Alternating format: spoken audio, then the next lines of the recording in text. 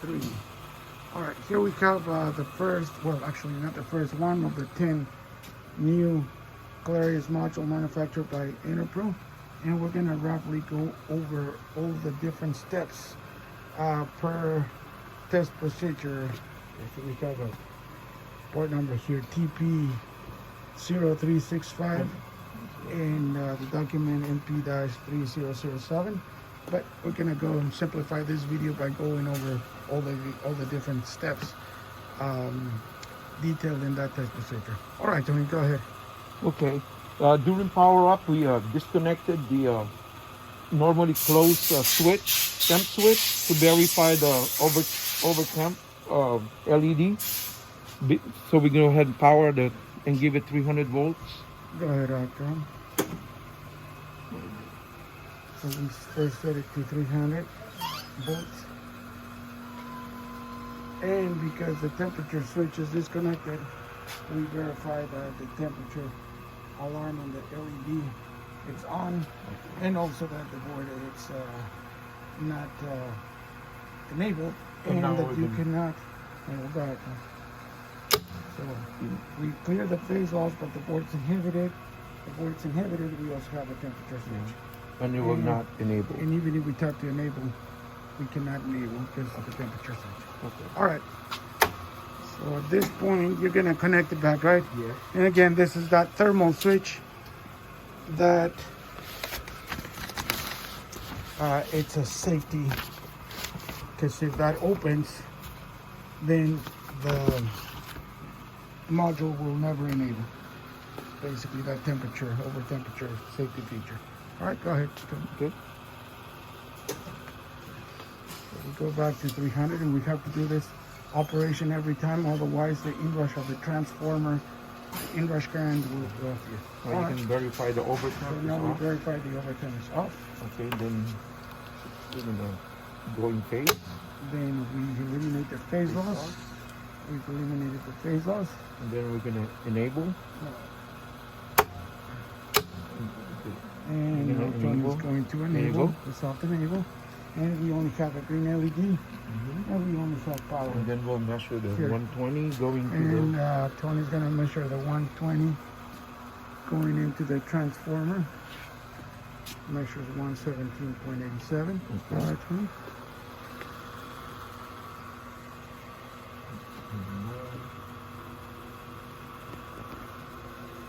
Check the contactor, so. And she's going to check the contactor, verify the aux contacts. All right, go ahead, Tony. There you go. It just closed and it just opened. All right. Okay. And then we're going to go to the enable signal. Okay, so Tony's going to use a power supply to check the open tray outputs, which are the That's enable. inhibit. You've inhibited. All right, go ahead. Enable. Enable. All right. Okay, and then that's in phase loss. In phase. All right, so basically Tony is checking these two signals, X8 and X9, by enabling or inhibiting the board and bringing in phase loss or not, verifying that the open drain signal X8 and X9 respond accordingly. All right, Tony. Now we're ready to Okay, we're set. ready to see an output. So we have 4 milliamps. Set Go ahead, our- Tony. So we have there. Well, go ahead. 16 milliamps.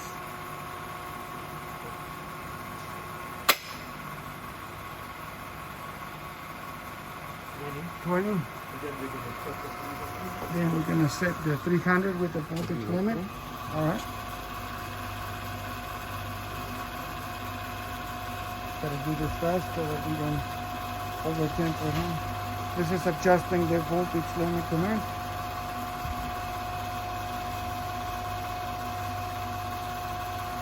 All right. 301, and this is to prevent any stunts. All right.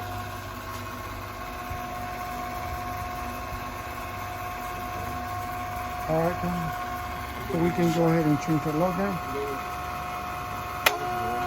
All right, so we change the load from 9 ohms to 3 ohms. And now Tony's gonna calibrate the current. So he's got 43, 45 amps. This is a 20 milliamps. You calibrate to 60. And 58, 60. All right. And at this point, data is taken on the output and the voltage readback as Tony changes the current command from 4 to 20 milliamps. And that information gets filled out. Okay. This is gonna go 4 to 20. This table right here. And we're gonna go, and then go ahead, Tony. And then we're gonna run a step, go ahead, from 4 to 20 to verify stability. All right. Okay.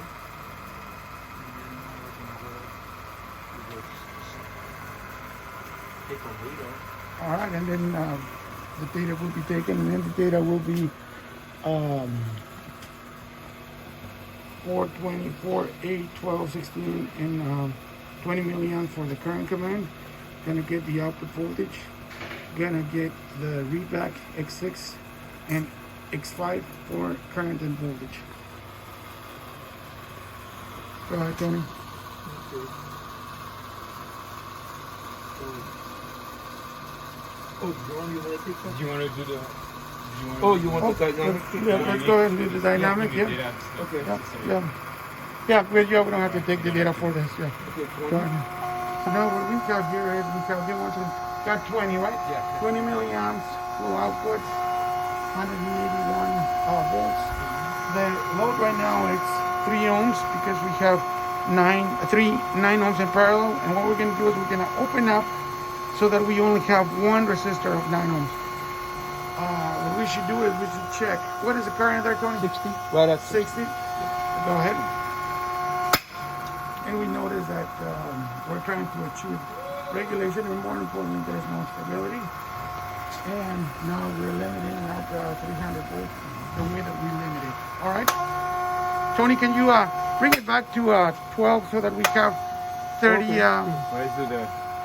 I'm going to just show the regular. Okay. Okay, so we have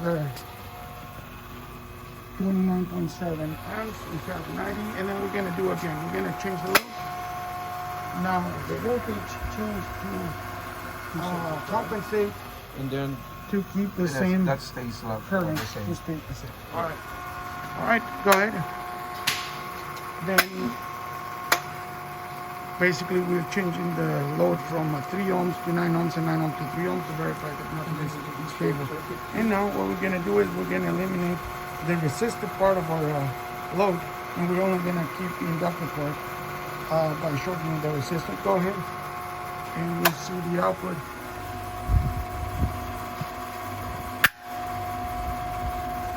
Basically here you see that. It's the current that stays stable. The so current is stable. Yeah. Stable. Yeah. Right.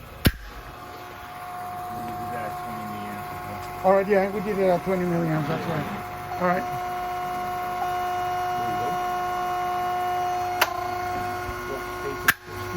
Okay, and that's constant at 60. All right. All right. And you. Okay. So that's pretty much it, right? Yeah, that's pretty much it. This is in a nutshell the entire procedure.